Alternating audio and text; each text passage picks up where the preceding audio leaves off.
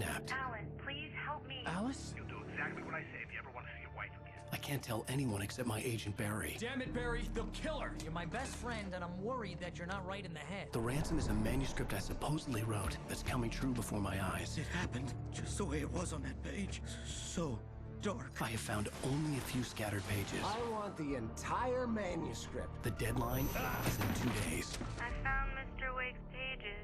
Good girl. How the hell did she get her hands on the manuscript anyway? I don't know. She's resourceful. I told you you were too hard on her. Listen, I found out all sorts of interesting stuff while I was digging around. Yeah. Mr. Wake, it's Sheriff Breaker. We have an FBI agent here, Agent Nightingale. FBI? He's anxious to see you. You'd better come to the station. Okay, I'll be right over, Sheriff. Let's make this quick, huh? Help you folks? Name's Randolph. I'm the manager. We're looking for Rose. Works as a waitress down at the diner. Rose, sure. Nice girl. Who wants to know? I'm Alan Wake. The writer, huh? I heard on the radio you were visiting. Well, I'll show you her trailer. That Rose, she's a nice girl. Always pays her rent on time. As I was saying, Al, I found all sorts of weird stuff from the local newspaper's archives. This place is crazy. Disappearances, mysterious deaths, urban legends come true, and get this, most of this stuff takes place around Cauldron Lake. Well, you ain't wrong, mister. The Indians thought the lake was a doorway to the underworld. I'm the God-fearing type myself. I don't hold with that sort of thing. Yeah, okay. Anyway, there was an island there owned by a guy called Thomas Zane. Now, some of the articles I found about him make him out to be a famous writer, but I ran a bunch of searches, couldn't find a single thing he wrote. Zane was heavily into diving, so much so that the place came to be called Diver's Isle. But the volcano under the lake erupted in 1970, and Zane went down with the island.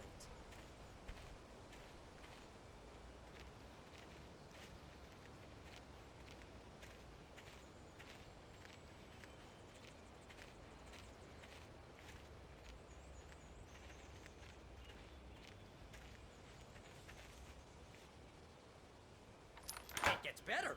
A local girl, Barbara Jagger, drowned in Cauldron Lake just a week earlier. They were lovers. Sure, Jagger's a local spook story. The Scratching Hag comes for you in the dark. Childish stuff like that.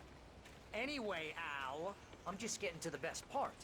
All of the articles about this stuff were written by Cynthia Weaver.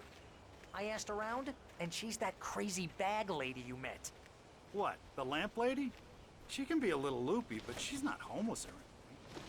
Yeah, anyway, she knew both Jagger and Zane before they both died, and she had some kind of a breakdown.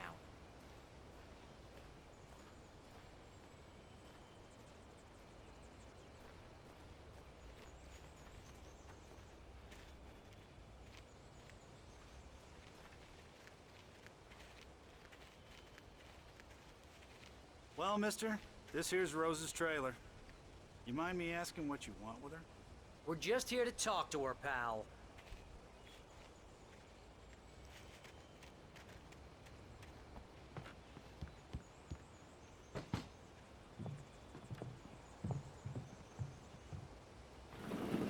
Welcome to... Oh dear, Mr. Wake. I'm so glad you're here. Rose, you have my manuscript? Oh. Oh, yes. Yes. Please, come in. Hey, this is really good. Rose, Yes, my manuscript. I really need it. I understand. I know what you need. A muse to inspire you. Oh, for Barry. She doesn't have anything. Yeah, hey, Al? Al, what's... Oh... Barry! What? What?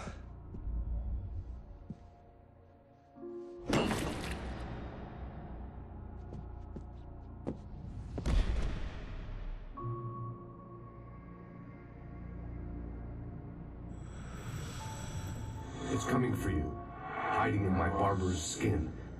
I'm too weak to stop it. You must turn the lights on.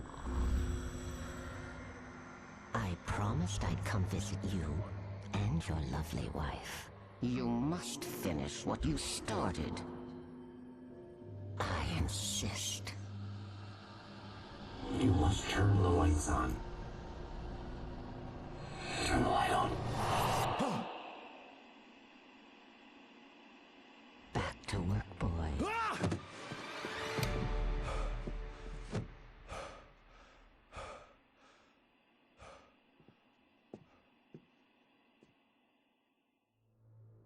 I felt nauseous, hungover.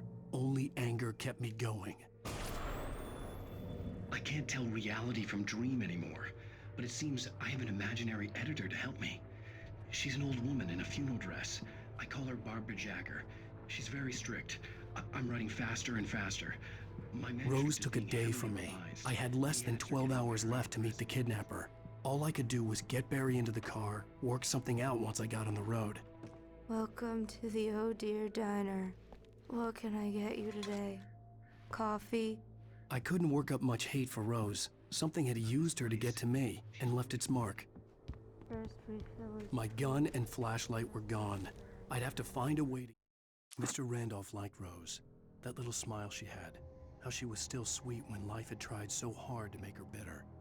It wasn't any of his business what she did in her trailer. But those strangers, the writer and his smart-ass sidekick, looked like trouble. And they'd been in there for hours, way past her normal bedtime. He reached for... Get Barry into the car as quickly as possible. There was no time to waste.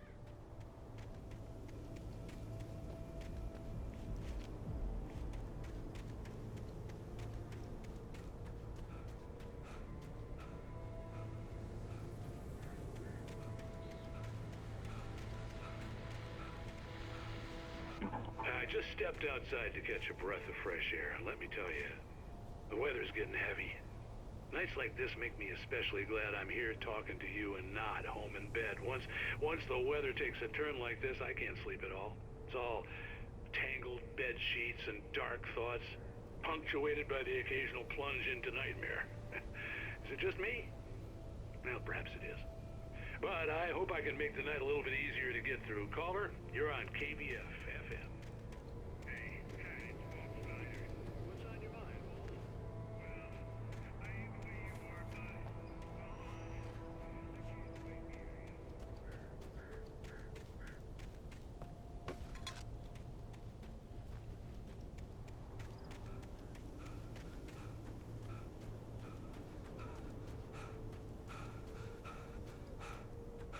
Oh, you're gonna get it now. God knows what you've done to that poor girl. This is Agent Nightingale, FBI! Get him up, Hemingway! You're under arrest! You move a muscle, I'll unload right in your goddamn face! Stay right where you are, Spillane!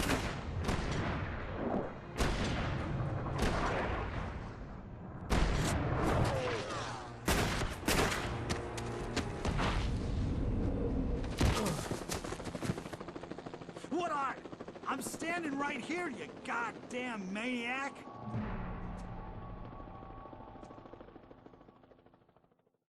I hated to leave Barry behind, but there was no way I'd miss my appointment with the kidnapper. Give it up, Mr. Wake! Come on!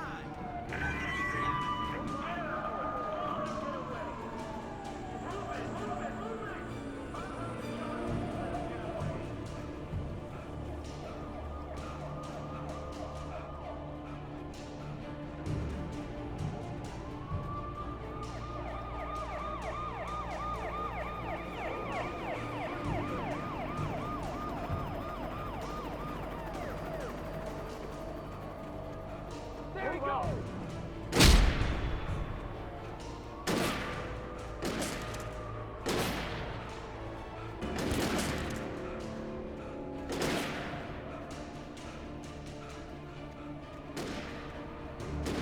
Stop running!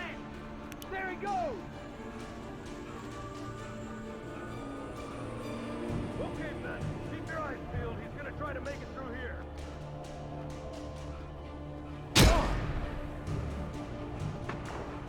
Oh, damn.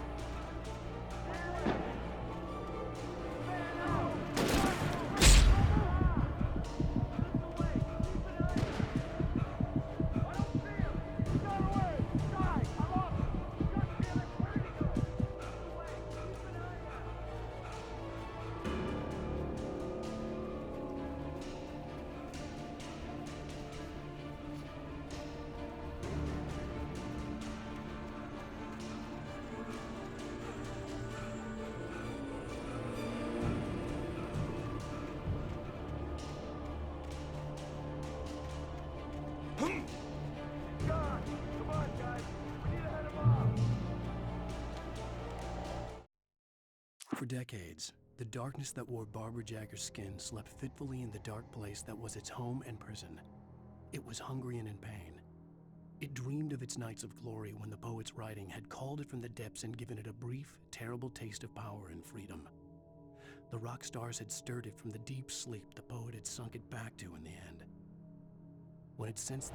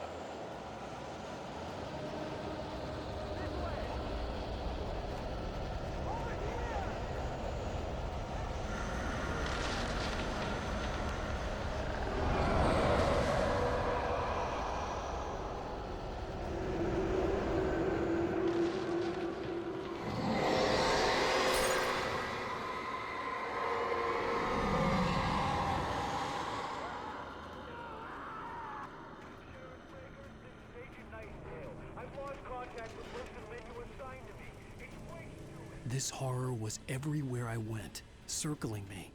The cops didn't stand a chance. They were after a writer, not a monster.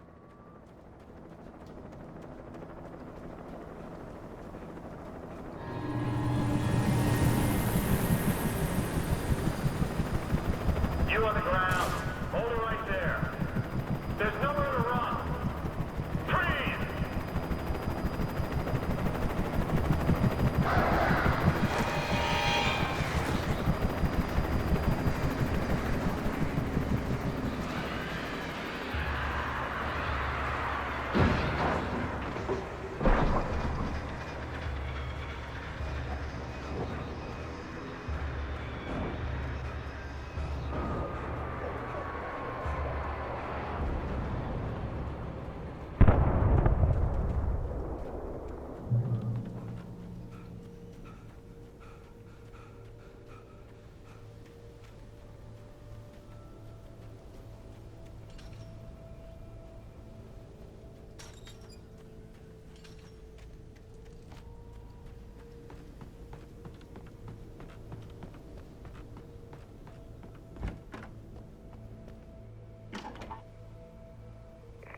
This is Jane.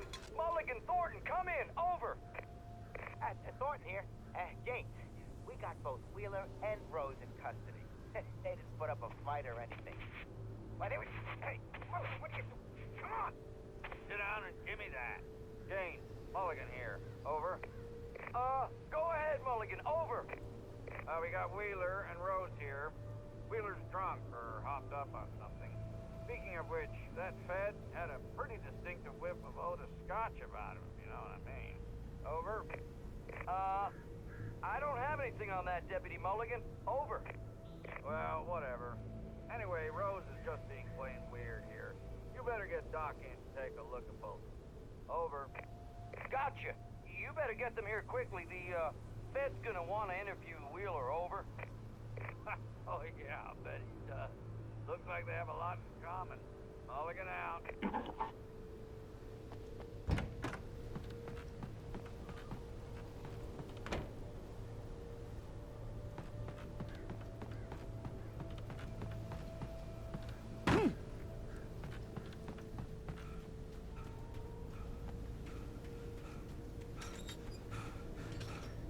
I imagined that the broadcast tower in the distance was part of the local radio station. Maine seemed like a decent guy. Perhaps he could give me directions to the coal mine.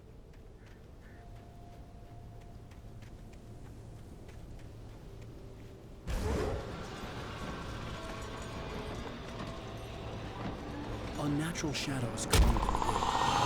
Was trying to stop me. I wouldn't get through without light.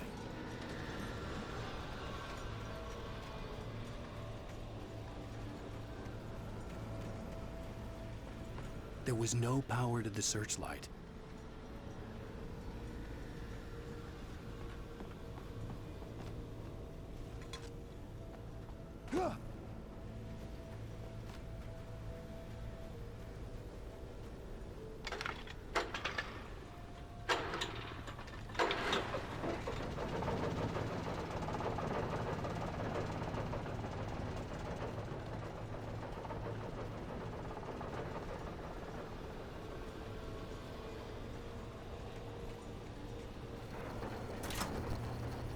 The old generator conked out.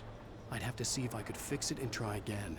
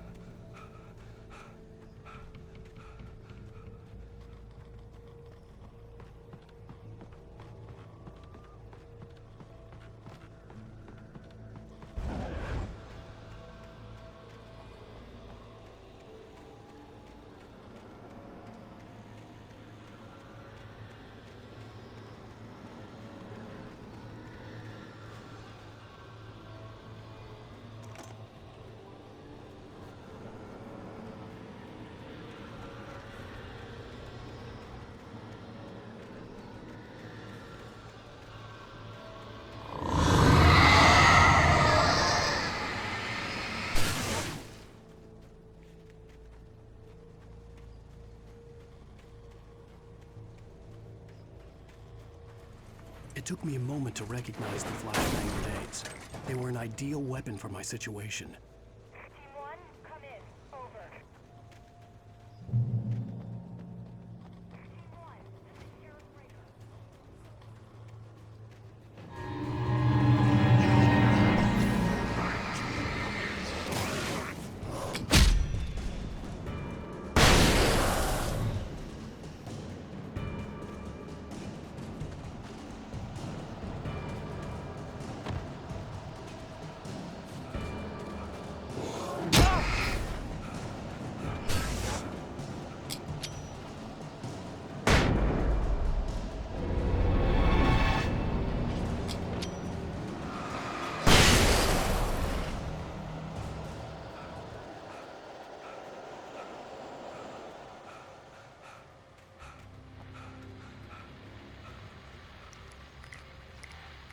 And here's another call. You're on KBFFM with Pat Maine. It's Milt Peabody, Pat. What's on your mind, Milt? Well, I live near the trailer park, Pat, and there's a big ruckus going on over there. Well, that's just up the road from me, too. What's going on, do you know? I don't know, but there's a bunch of police cars there, lots of sirens, a helicopter buzzing around, and I think I heard some gunshots. Gunshots? Yes, sir, like from a pistol. So can you find out what's going on? Because it's just next door and they're popping off guns there. They're still shooting? No, it was maybe 10-15 minutes ago. It sounds serious, Pat. I'm telling you, it don't sound like no party. Well, I'm certainly going to give the station a call, Milt. Okay. You'll hear it here as soon as I hear from them. Okay, thanks.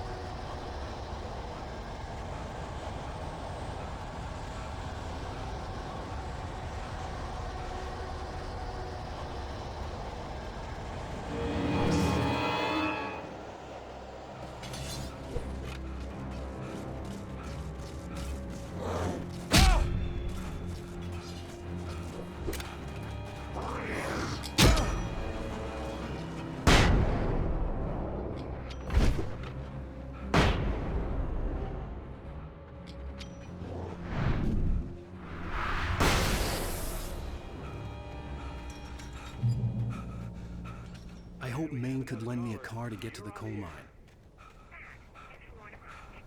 Why, hello, Lorna. What do you have for us?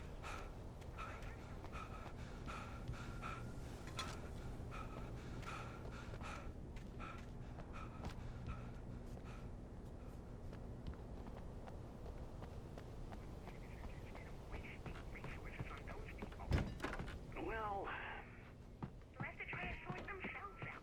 I'm sorry, but my granddaddy settled in Bright Falls in 1911. well, thank you very much for that compassionate viewpoint, Lorna. Oh, here's a little surprise. The famous writer Alan Wake just walked in, folks. I'm going to see if I can talk him into an interview. Come on in, Mr. Wake. Oh, I'm so glad you could find the time to do this, Mr. Wake. Nowhere to run now, Dan Brown. You back away from me. Don't hurt it. Whoa. Everyone calm down. Put the gun down. We're all friends here, right? Cool your jets, Nightingale. We got him. Judas Priest! What the hell's the matter with you? There's a civilian in there.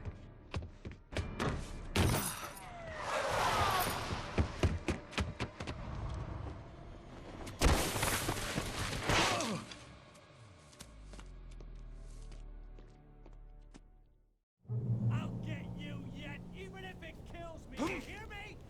You hear me, H.P. Lovecraft? I had fallen off so many cliffs it was ridiculous. That's what you get for naming a book The Sudden Stop. It was probably good I hadn't had the chance to tell Maine where I was going. I'd have to lose the cops and find my own way to the mine. Nightingale stared through the broken studio window into the dark woods. He turned around, started to walk out, but Maine grabbed his arm. "Young man, you almost shot me. You don't shoot off rounds at people like that. What's the matter with you?" Nightingale shook his arm free.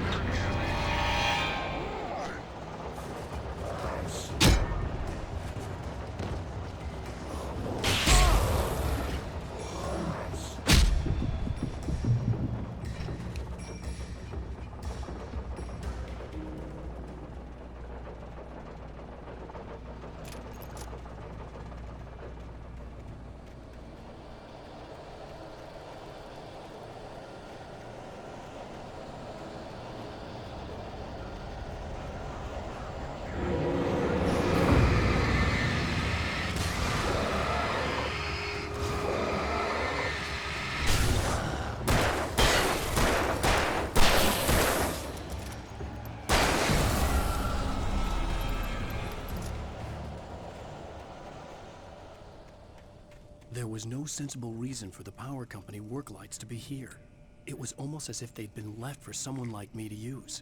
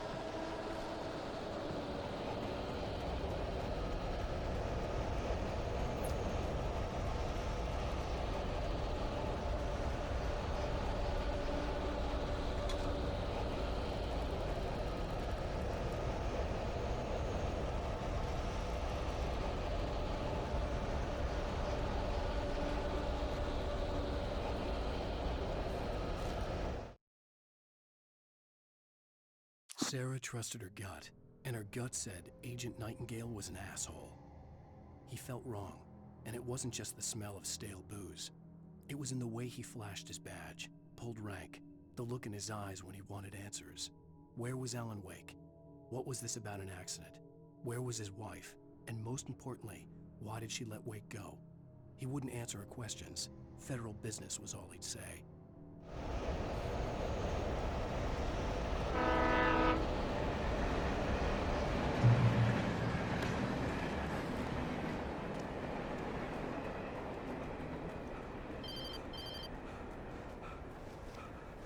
Hello? The most stubborn man I've ever met. Alice? Alice? Alan, I'm so afraid. Keeps me in the dark. Please help me.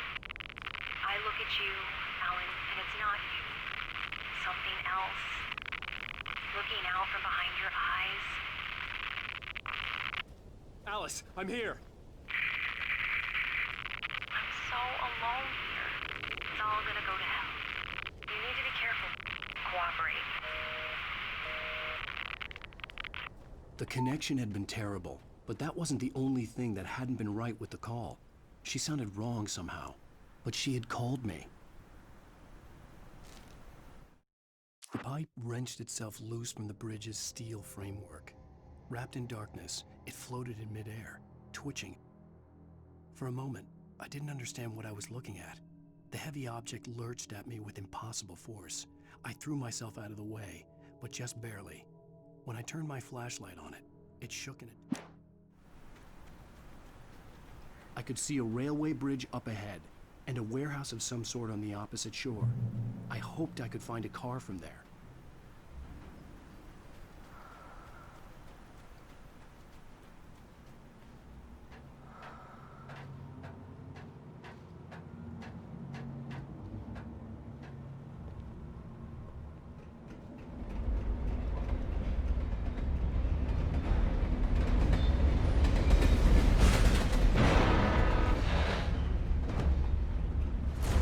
That was pursuing me was growing stronger, and it was taking over everything in its path.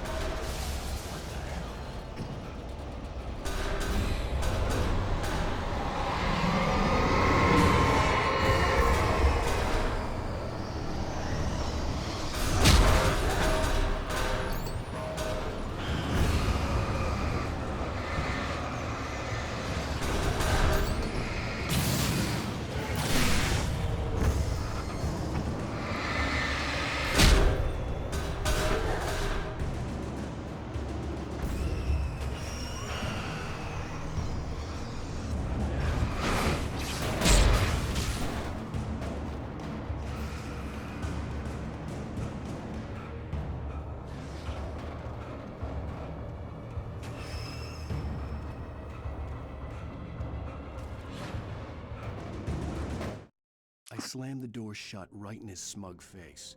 He pleaded for me to open the door. True to form, the asshole actually thought I would obey. I had no sympathy left, no guilt either, not for him. I took a moment to savor the scream. I bet I had a smile on my face. It was all that I had time for. The dark presence was... As a teenager, just starting to get interested in writing, Stephen King had been a source of inspiration to me. I thought about all the inanimate objects that had come to life in his books. No one is safe in a good horror story. Certainly not the protagonist. That's what makes them fun. This was anything but. The darkness could possess anything, and it was getting closer.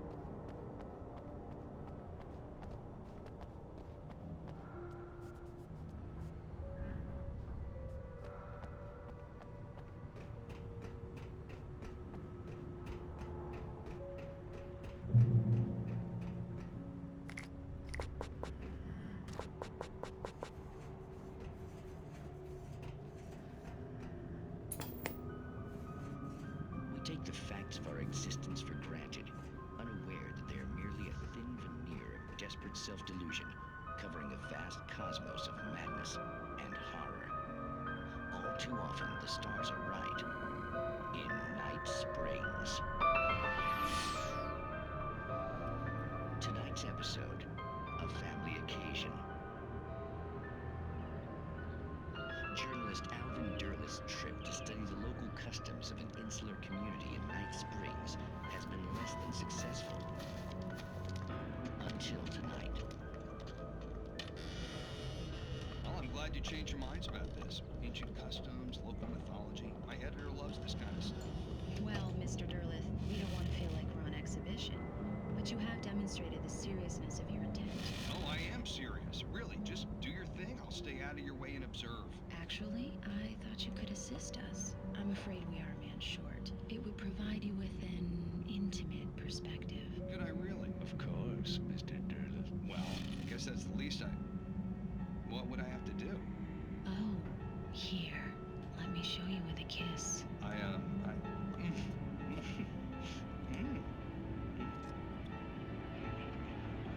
What did you add?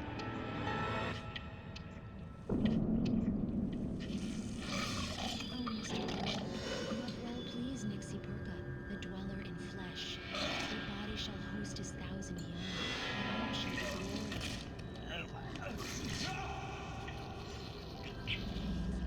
Shh, darling, be calm. Shh. Alvin Derleth learned a harsh lesson.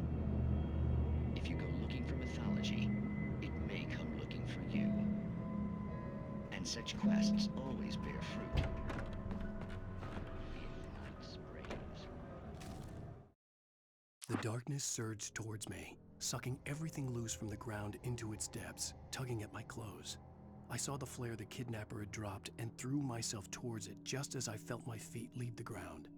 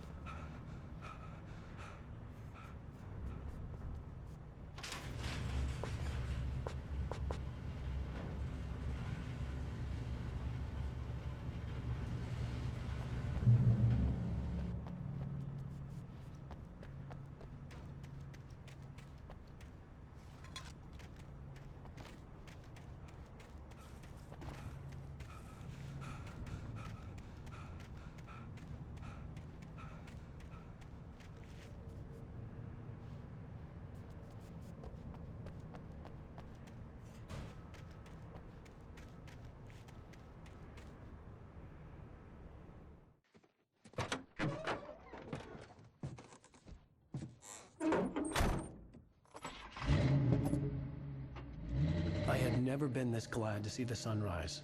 I had a couple of hours to get to the coal mine.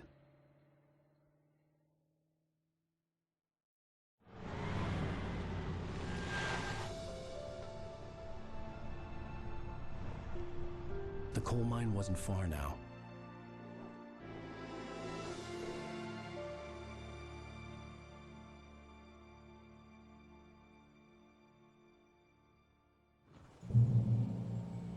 Today, I would meet the kidnapper, and he would give me Alice. I wouldn't give him any other choice.